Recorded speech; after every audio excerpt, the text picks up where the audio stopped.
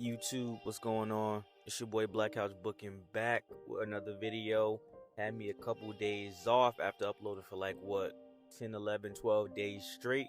If you're new to the channel, like, comment, subscribe, check out my old videos, man. I got over 200 videos that you can enjoy if you enjoy WWE, and I got some AEW sprinkled in there as well.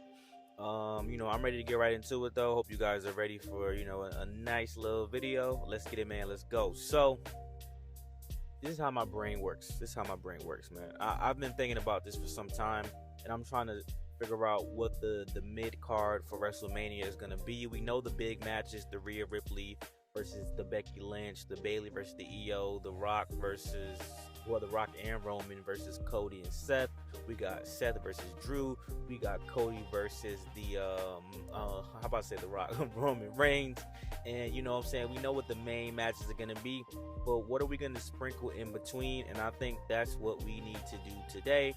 So now that we know what the main matches are, let's talk about the other matches. What other matches should be included at this year's WrestleMania? And I'm gonna try to book as realistically as I possibly can. So I think an obvious one is Jey Uso versus Jimmy Uso. I think everyone wants to see that. We want to basically see a Matt Hardy versus Jeff Hardy remix, but I think Jey and Jimmy will put on a better match. I think Matt versus Jeff Hardy, and it was a stretcher match. I think that was the wrong way to go. I think if anything, you could have did a ladder match to see who's the dominant, and they reach for a paper that says you're the dominant Hardy, or you could have did a hardcore match. I don't know if Extreme Rules was a thing back then, or something like that, or no holds barred, or was it an I Quit match at WrestleMania?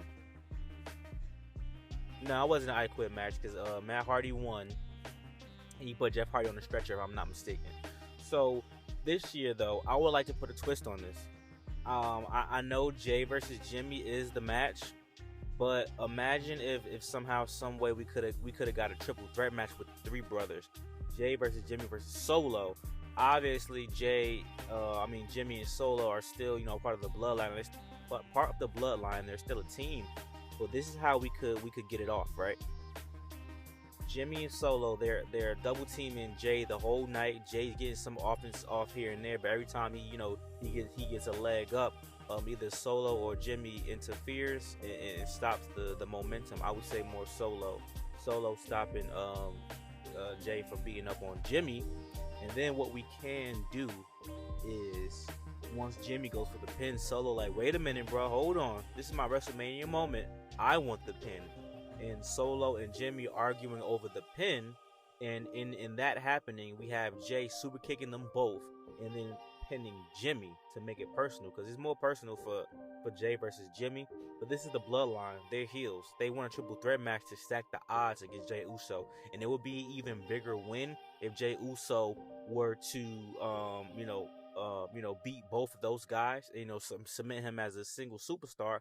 And this could also, do some things in turning Jimmy and Solo back on Roman, because Roman, he scolds them in the back, and The Rock is just he's looking disappointed, but The Rock isn't saying anything, which, can have The Rock have Jimmy and Solo turn on Roman later on as well. He could plant some seeds in the air like, hey, don't worry guys, it's okay, you did the best that you could.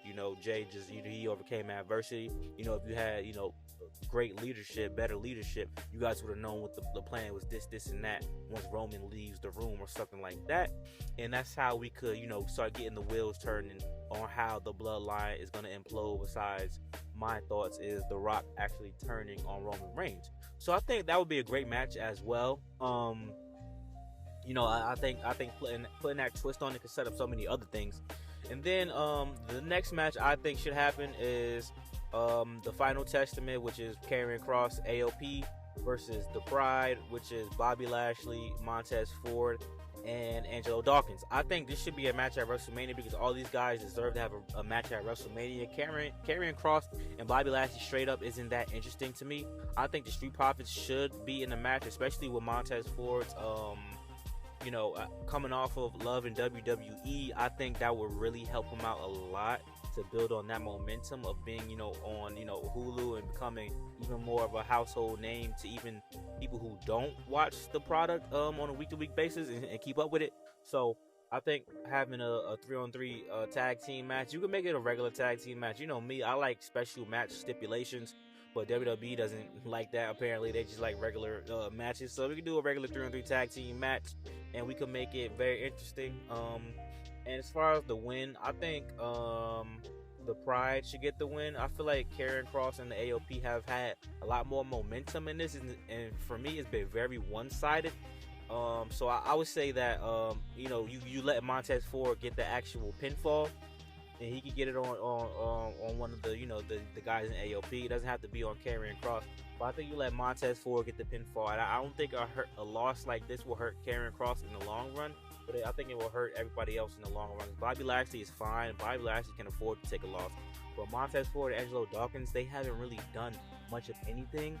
And I feel like them winning this also would give them a lot of momentum heading into possibly challenging for some tag team championships once those are split up as well. So I would like Montez Ford, Angelo Dawkins, and Bobby Lashley to get the W here, but that doesn't have to end the story there if we don't want to. I think Karrion Kross could get that W back in a one-on-one match with Bobby Lashley at a later time as well. Next, if the rumors are true, which I hope they are, there's supposed to be a mid-card title announced at WrestleMania, and it's supposed to be like a match for probably a battle royal of something of that sort, where they'll say, "Oh, this is a women's battle royal for the. It's not the Andre the Giant, but the women have something else, if I'm not mistaken. This is a battle royal, blah blah blah, and then the winner doesn't know that they're gonna get the women's mid-card title, which I think the women's mid-card title should go on Raw, because even though the women's tag team championships are defended on both brands, Asuka and Kairi Sane are primarily SmackDown superstars. So I think it should go to a Raw superstar. However, what I can see happening is that they let Tiffany Stratton win it. I can see Tiffany Stratton win it, and I can see people in this match such as a Tiffany Stratton, a Mia Yim, a Shotzi, I know I'm naming a lot of SmackDown superstars, but SmackDown has a more of a popular mid card in my opinion for the women. A Zelina Vega, a Natalia, you know what I'm saying? I think those are a couple of names that would be in it. I think it would be a lot more. It could be like a 10-woman battle royal, I'm assuming, like something like that, just to make it interesting. But I can see Tiffany Stratton is getting a crazy push right now, so I can see Tiffany Stratton getting the W in that case, and that would be the right decision. But then we will have to make sure we put her on Raw, which is not that hard at all. So yeah, I can see Tiffany Stratton getting the W for sure. I think Zelina Vega deserves the W more. I feel like she has a lot of momentum outside of WWE, and they kind of slowed down what she was doing to get to this process. But it is what it is, and that's absolutely fine. And but I think Tiffany Stratton should get the mid-card title for the women if that is the case. Now, I know a lot of you guys are thinking, Bianca versus Jade, that's not going to happen. It's not enough time to build that up, and I kind of see where this is going. I think Bianca, Naomi, and Jade Cargill are going to team up to help Bayley at WrestleMania. I don't think Bianca Belair is going to get a match at WrestleMania, which really sucks, because Bianca Belair versus Jade Cargill is an easy match to make, and that's an easy WrestleMania match. But I think they're going to save that for next year's WrestleMania or a future WrestleMania, which, like I said, it does suck. Oh yeah, and by the way, Raquel Rodriguez would also be in that, and maybe Liv Morgan as well would be in that mid-card match, even though they're not mid-carders in my opinion. But yeah, back to this. So I don't think Bianca Belair is going to get a match at WrestleMania, or Jade Cargill, or Naomi for that. If Naomi does, she would be in the mid-card Battle Royal, but she would lose, because that's WWE for you. So I think that's the case, and we go from there. But it's absolutely fine. That's absolutely fine, and you know what? It is what it is.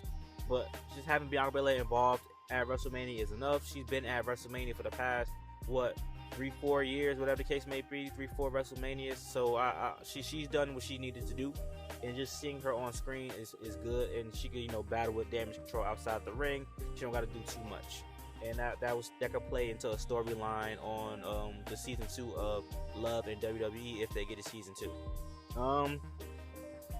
Something that I think would be interesting is, Gunther defending that Intercontinental Championship. Now I know the people that they put for the Battle Royal or the Gauntlet match or whatever the hell it is to decide who's gonna face him. My first choice is Chad Gable, obviously, but I also think a good choice, if you want to throw a swerve, would be to have Andrade be a surprise entrant in the Gauntlet match and win, and then have him face Gunther. I think Gunther should lose that IC belt at WrestleMania, and I think that somebody, should absolutely, stop his run so he could go after the World Heavyweight Championship.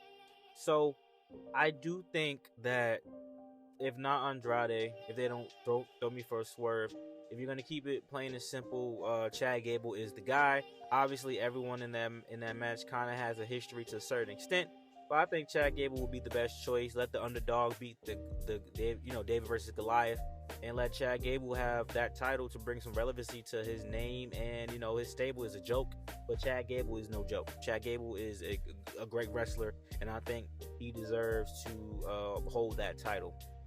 And then lastly, Logan Paul. We're not gonna get. Oh wait, not lastly. Let me do this first. Let's do AJ Styles versus LA Knight in a street fight. It's very simple. AJ Styles walking around in jeans. They walking around trying to find each other with weapons and things like that. So the simple way to do this is to have a street fight. It doesn't need to be a regular match. I want to see a match with some stipulations. And obviously AJ Styles is no stranger to special matches at WrestleMania when he faced the Undertaker in that graveyard match thing. So let's do that. And then last but not least, let's do Logan Paul. Let's do Logan Paul for the U.S. Championship. I think a good thing to do here is to go a bit, obviously Logan Paul versus Randy Orton, and I think you should let Randy Orton beat him. I'm not gonna lie, because try to suspend my disbelief if you want to. I don't think Logan Paul can beat Randy Orton no matter what, no matter if KSI interferes. I don't care if Mike interferes. I don't care if Lana Rose interferes in the match. Logan Paul cannot beat Randy Orton. And in no universe should Logan Paul beat Randy Orton. So let Randy Orton win the U.S. Championship, which could set up a Randy Orton versus Austin Theory, a Randy Orton versus Grayson Waller, a Randy Orton versus Braun Breaker match for the U.S. title, so he could pass the torch to those young guys, and we could actually have someone, with the U.S. title that deserves to have the United States Championship. So I think that's what we should do for the mid card at WrestleMania. The Kabuki Warriors, if there's a pre-show, we could do the pre-show for the Kabuki Warriors defending those titles and defend them successfully. Against, maybe they get a rematch against Chelsea and Piper, or we could do a fatal 4-way tag team match or something like that. Like I say, if you're new to the channel, like, comment, subscribe. I know it's a long video, but those are my thoughts on the matches that should happen at WrestleMania, and let me know if you guys agree. Peace.